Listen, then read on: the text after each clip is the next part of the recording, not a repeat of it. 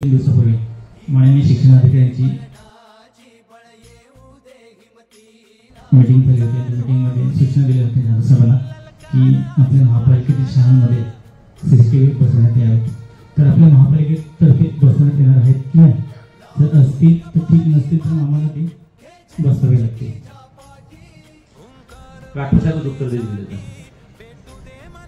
महापालिकेच्या जवळपास 46 शाळा आहेत आणि जवळपास एक शाळेला 5 सीसीटीव्ही, असं एक 200 ते 300 सीसीटीव्हीचे प्रस्ताव आयुक्त साहेबांकडे पाठवलेले आहे.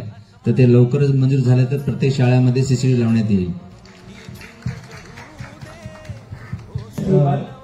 एक मैं रोकना चाहता हूँ कि जब हमारे आपके शांतिनगर पुलिस स्टेशन के कुछ पुलिसकर्मी हमारे स्कूल पे आए थे, तब उन्होंने बताया था कि टीचर का भी कैरेक्टर कंपल्सरी है.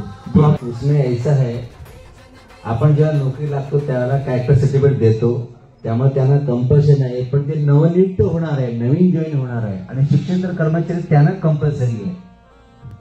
अभी राठौर साहब बता रहे हैं कि एक स्कूल में 5 कैमरे के लिए आयुक्त साहब के पास प्रस्ताव है. शाळेला 5 कॅमेरा हे मिनिमम आहे.